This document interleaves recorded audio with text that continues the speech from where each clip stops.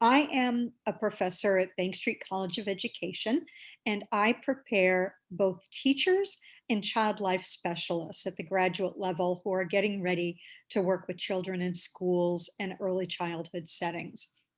And I teach a course on play.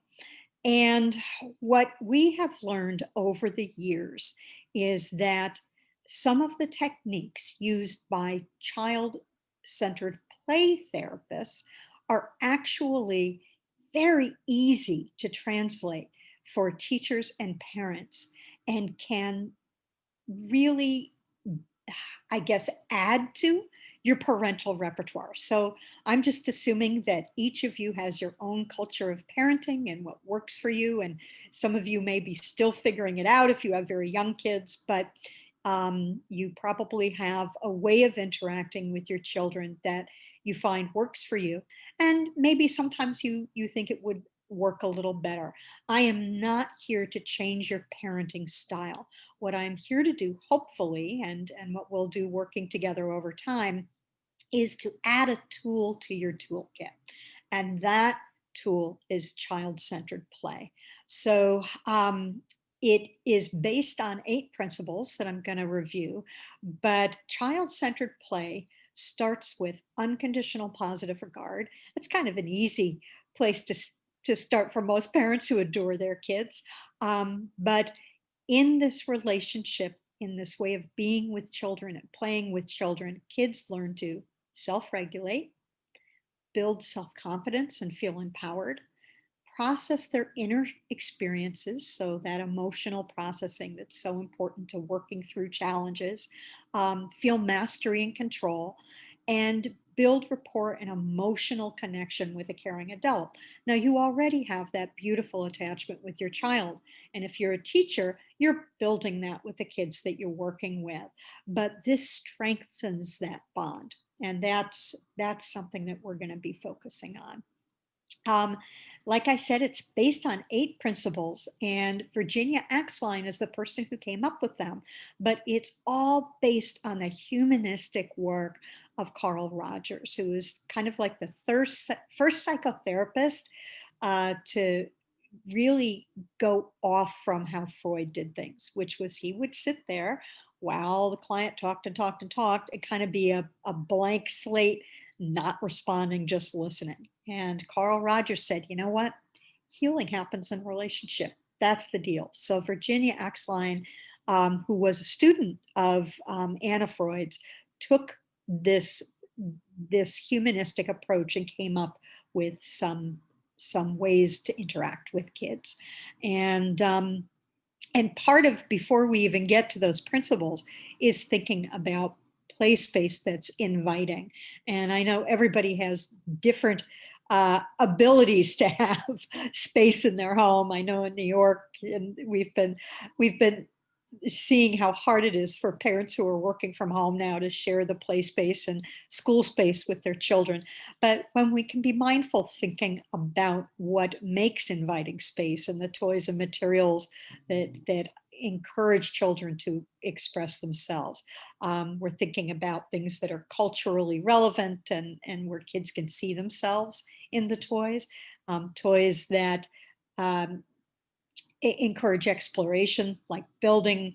And these are all toys for young kids, but we know that school-age kids and even teenagers play too, just in different ways, and that there are materials that can invite them into play too. The 8 principles of the child-centered approach are that play occurs within a warm, caring relationship. The adult accepts the children exactly as they are, and a lot easier said than done. Um, Children are encouraged to express all feelings. So there are a lot, kids, oh boy, are they full of feelings. And I think during this pandemic, we've seen feelings being ramped up. And a lot of us are kind of okay with a certain repertoire of feelings, but sometimes the uncomfortable ones, like rage or sadness, can be hard for us to help a child sit with. The adult reflects back the feelings to the child, names them. The adult respects the child's ability to make choices and problem solve. And this is something that when we start seeing what that looks like for parents and teachers, what does your role become if we want kids to be able to solve some of their problems? Well, our role becomes a witness and a scaffolder. So there are ways that we can step in and support kids, yet still encourage them to be able to be problem solving by themselves, and feel a sense of efficacy. Adults don't direct actions or conversation. Well, this is not the way we are with kids. We're always directing them, right? If we're a teacher, we're telling them, okay, this is what we're doing next. And if we're a parent, we're parenting. And that often means that we're directing actions and conversation.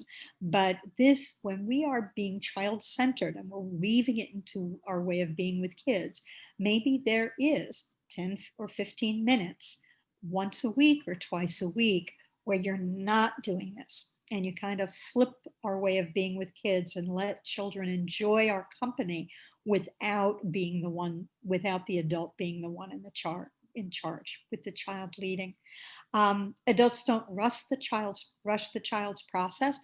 Child-centered play and being with a child in a child-centered way is actually, the whole feeling behind it is to support a child's development. So we don't worry too much. And even if a child needs a little bit more help, we understand that growth and development happens in time, that things don't happen all at once. And here's one thing: adults set few limits and do so with empathy, clarity, and empowerment through choice. And in child-centered play, we call it ACT, 3-point limit setting, where we acknowledge the feeling, we set the limit, and we target an alternative. And this is something we're going to hopefully over the next months be practicing together, because this is an extraordinary tool to help support you when there are maybe some power struggles or some things that your child doesn't want to do and you're trying to figure out, or there are things that your child is doing and you're trying to think, should I be stopping this behavior? Anyway, so we're going to be looking in depth in that. So I want to stop here because I really wanted to just give you a brief introduction. I I think that there's plenty of time for us to talk about the specific skills involved and go into this in more depth, but I just wanted to introduce it to you. Um, and and I know that Manisha had some thoughts as well. Thank you so much, Deb. That was a wonderful overview of the child centered approach. And I think that all of the parents who are here today and the tutors really share that belief that they want to bring unconditional love and acceptance to their child. And that's easier said than done. So, just last night I was reading to our 3-year old, and he basically just kept kicking me and turning off the book light. And I felt that kind of frustration mount in me and was not really in a spirit where I could kind of do my Zen meditation first, but just said, if you kick me one more time, we are not reading this book anymore, which I think was fine. But just all that to say, there's always, frustration that arises on a daily basis. I guess I'm curious to know, when you talk about accepting a child exactly as they are, what does that mean in the context of, for example, if you're trying to teach your child not to interrupt others and your child is in a conversation and they keep interrupting, and you really want to encourage them to express themselves, but that behavior is making it hard to have a conversation. So unconditional positive regard and accepting the child exactly as they are is about um, accepting all feelings that are expressed. It's not about permitting all behavior. And I think that is a really important distinction to make. Um, that I think children know when somebody disapproves of them as a person, as opposed to an adult who is setting limits about what behavior is okay or isn't. And I guess I'm thinking, maybe it might help to share one more slide about this. Hold on one second. Let me go back and let me go to, hold on a second. Just gotta move my screen a little bit so I can find the right slide. Um, so we're talking about trusting the child that given the right supports, the child is going to come to a place where they are part of society, right? But trusting that the child will make good choices, accepting their play choices and their expressed emotions. So when I think about this, I think about some children who may have a medical experience and take a doll and poke it in the eye with a syringe, and a lot of the non-acceptance is when adults are feeling, oh no, this play is too aggressive, when in reality this child is working out something, and parents don't always need to step in to redirect a child's play. And when we're talking about the child-centered approach, we are talking about a child at play. We're not talking about the child every second of the day being able to do whatever they want. But it's about when they're at play, trying not to fix, change, critique their play, their language or feelings or actions. So when we learn how to do this in a 10-minute play session with a child, then we begin to think about what happens when the child is doing something that, like you said, interrupting, that we want to influence, but we are empathizing. The acceptance of the child is that part where we say, you're so excited that you want to keep talking. And then you might scaffold by setting the limit and say, everybody needs a chance to talk. So you're going to get 2 times to talk. And then we're going to make sure that there's room for everybody else. So that is a way of accepting the child rather than just kind of responding to the behavior with solely with a correction. It's that empathic piece that starts. I don't know if that makes sense to you. I think that's a really great response. And obviously, there's a lot of more techniques we can go into regarding how to help set boundaries for children. It's a very big topic. I guess I'm curious to make a clarification. You know, the topic of the workshop is on communication with children. And when I hear you say the word play, in my mind, I kind of extend that to all communication with children, whether you're doing homework with them or whether you're having a conversation at the dinner table. I kind of see play as engagement. Am I taking it too far, or is that how you see the No, word play as well? I don't think you are, because actually, Gary Landreth was a student of Virginia Axline, and he wrote a book called Play Therapy: The Art of Relationship. And what he postulates is that a child-centered approach isn't really just a way to have a play therapy session with a child. It's about how to be with a child. So when you start understanding how a child thinks and start making empathy your leading go-to, whether you're at the dinner table or the child is online in a learning group or playing with friends, um, empathy is a way to say to a child, I see you, I see you. And all kids want to be seen. I mean, when they're 4 years old, how many times are they saying, look at me, mom, watch dad, look, look. They need to be seen. Wonderful. That's actually a great segue into my next question, which is, let's imagine we have the same child who's interrupting a lot. Perhaps it's more interrupting than usual. And I, as the parent or the teacher, actually don't see them. I don't understand why they're interrupting more, or being mean or not paying attention. And I don't know if it's actually that they're more excited or they're frustrated, or perhaps they are just testing me to see if I'm going to pick a big boundary, or if something happened yesterday that I have no idea about. And my response as the teacher is saying, "What's going on? You seem a little bit off today." And the kid might say, "I'm fine." So do you have any strategies you use to really try to deeply understand what's going on with the child when they might not even be able to understand or express it themselves? Well, kids, young kids won't express it. They don't have the language. Play is their language. That's how they show you, and through their behaviors. They can't articulate always what they're feeling.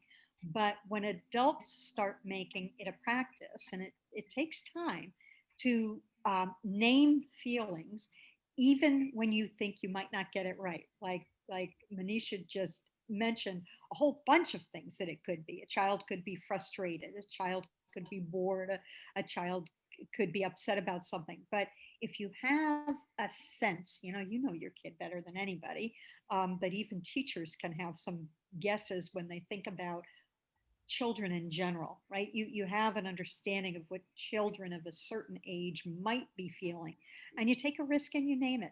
And the great Mm. thing about kids is they're going to tell you if you're wrong. And I don't think they can always answer a question of what's going on with you. Um, but I think that even if you don't know the motivation, like you're the child kicking you when you're reading a book, um, say you really have the wigglies tonight. You do not want to keep your feet still. It We don't have to know and interpret the reason behind it, but just naming that is often the empathic place to start. I love that, Deb. And I think that's such a great observation to talk about what you literally see as opposed to Mhm. jumping right away to a judgment about the behavior. I found that children love more than anything to be truly heard. And if all you can hear is, "You are kicking me right now," that's not what you usually do. Or, "I don't like that. I'm curious about what's happening with you." That alone can make a child feel really supported. But if I just jump to, "You're really angry. Why are you angry?" That might not be the emotion that the child is experiencing, and it might kind of exacerbate the situation even further. I Um, You make me want to give an example, one that really stands out in my mind. I was visiting my friend, this was years ago when my godson was very young, and he was 3, and his baby brother was a baby.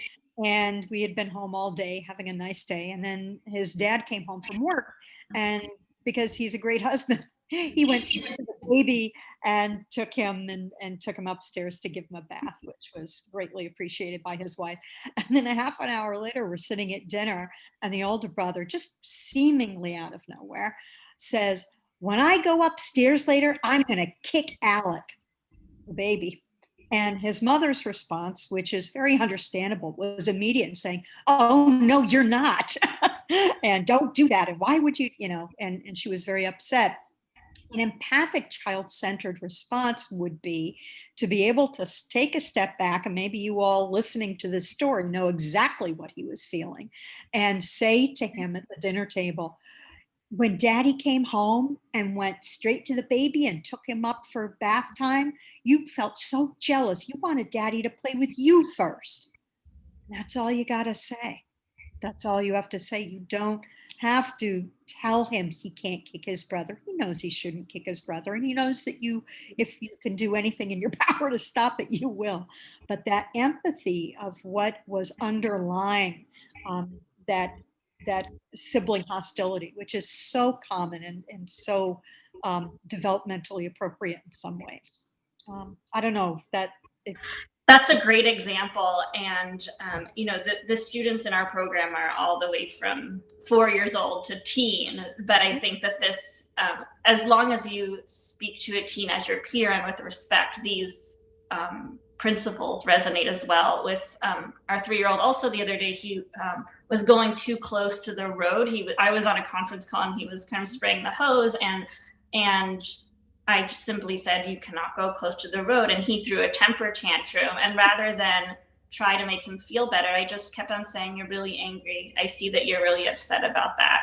And, within 3 minutes, he was just off to watering the next thing. But it felt really good for me to just allow that space for his temper tantrum and for him to feel his frustration and accept his frustration, even though that wasn't going to change my approach. And I think that felt really supportive to him as well. Yeah. Um, And you're laying the ground for what a 3-point limit setting would look like. You were able to empathize with him after he kind of flipped his lid, so to speak. But sometimes, not all the time, this stuff isn't magic. We can avoid a child having a temper tantrum by coming over and saying, "You are having so much fun watering the flowers on the mm, lawn. The road is not safe. So you can do it over here, or we can do it over here." And when the empathy of, you know, seeing you're having so much fun, and then the limit that we have to keep you safe, and then the choice. And kids sometimes can't make that choice, but giving them an opportunity to make it. And with older kids, sometimes they can come up with their own choices. If that was a slightly older child, you might have said, "I wonder where on the lawn you can water and still be safe." Maybe, I don't know, maybe your 3-year old could figure out that. Just yeah, for sure. And it kind of makes me think of another example we encountered recently of a child making just a huge racket in their room while their parent was trying to work above and they're kind of supposed to be in class. An approach could be, "Wow, you're making a lot of noise. It looks like you're having a lot of fun throwing things around your room." Perhaps take it a step further and say, "This impacts me because it's hard for me to work when you're doing this." And I guess the second point would be to say, to give the child a choice. I feel like I'm missing a step. So well, first and, I'm and empathizing, and then I'm saying, what was there another way that you can have fun that would and be more quiet? and keep it quiet a little bit. And the hardest part about the skill, well, besides knowing when to do it and always starting with empathy, is to do it with few enough words that the kid doesn't tune you out. That's With super important. by the time you get to the limit, if you use too many words, kids just, they're gone. They can't listen. So, but this is something in the future we can practice together.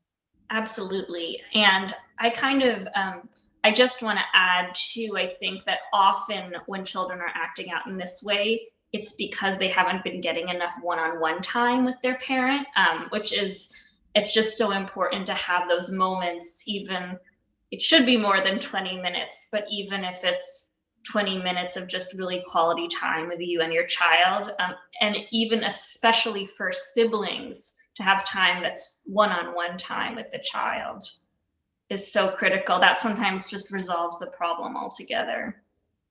It does. Kids ache for this time with you, and it's so hard. I mean, COVID has just, I think it makes us feel like the things we need to do and the hours that we have to do with them have been shortened.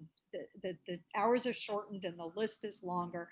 And but I think this is one of those investments that if you are doing child-centered play for 15 minutes, it does an enormous amount of building of that strong bond with you and your child, and then feeling seen and valued.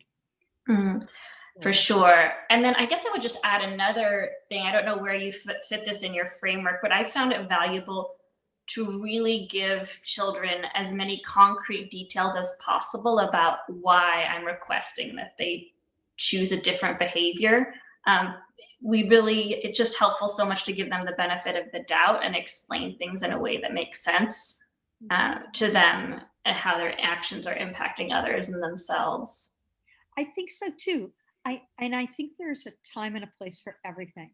If a Mm, child is escalating, added explanation doesn't always work. It's you yeah. saw me kind of make the motion with my hand of a child flipping their lid, and you all know where that edge is for your child or the children that you're teaching. Is that I always use the the hand brain model, where this is the spinal cord, um, this is the brain stem and the limbic system, and this is where all that flight, freeze, or fight happens.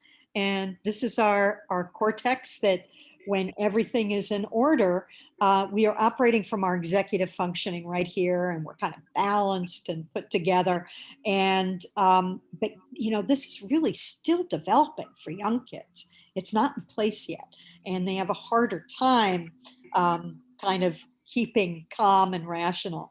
And then something upsets them, and pow, all of a sudden they're at they're in fight or flight or freeze here.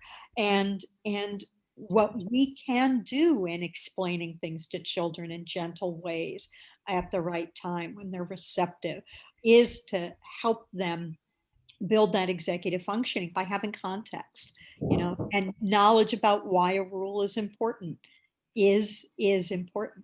But those kids that you say, well, you can't touch the stove because it's hot, and they're always going to be those kids who have to go over and touch it, They and have to make sure. they have to Yeah, absorb. So they are little scientists, and they don't always take your word for things. But absolutely. uh, And but when a child is in that tantrum state, um, explanations actually escalate behavior. So empathy is what helps bring it back down. wonderful. And it's such a good reminder to us all. I think as adults, we can definitely relate. If I'm in a bad mood and about to flip, the last thing I need is for someone to try to make me feel better. I just want someone to say, "You're grumpy. That sucks. I'm here for you." Yep. So Yep. I think using empathy is a really good emergency tool and tool to carry around always with us. So I just wanted to ask one more question before we open it up to parents. We are all very interested in how to support our children's learning. And one thing many families have told me with children both in elementary and middle school age is that they are having a lot of trouble encouraging their children to do writing. I think a lot of children felt really criticized in school about writing, and now that they have more freedom because they're learning from home, they just simply don't want to write. And parent after parent has told me they just can't get their kids to do writing. Would you have any suggestions to a parent who's eager to encourage their child to write more? Well, again, empathy only gets you so far. when it comes to getting a child excited about something. I do believe that when learning is fun, when it is a game or a contest of some sort, that Mhm. can sometimes motivate kids to be part of it. I also think that it's okay as parents to say there are some things that are not going to be fun, and it's really important to do them anyway. And sometimes the more you do it, the easier it gets and the more fun it can be. I do think it's important to give children that context. But I also think that you can think about the environment. Are we talking about the kids sitting at a desk or a table with writing utensils and those old fashioned lines where you have to practice your letters and write within the lines? Can you put chart paper up on a wall? Can you give them different mediums besides a pen or a pencil? Can they use markers? Can they use Type. crayons or even, yeah. Yeah. um, how much choice can you give? So the empathy is, um, you really don't enjoy this. The limit is, this is something um, that is expected. I'm actually, I feel like I don't like those words I just used, but because I was trying to stop myself from saying this is something you need to do, because I hate that saying. The kid is like, I don't need this. You need me to do this, and that's really the truth. You want to be very transparent with children and say, school is your job. So That's writing is your job. And I think that's a way of stating in a positive way. And then saying, so today, are we going to sit at the table or stand at the table? Do you want to work on the wall or do you want to work on the floor? What color do you want to use? Those are the choices you have. So the limit is to let the child know it's not a choice whether or not you write, it's a choice how you do it. And as you begin to use this way of approaching the must do's that your child must do, they're going to learn this too. And they're going to begin to learn where those limits are. And it's their job to push the limits. And it's your job to kind of hold them to it.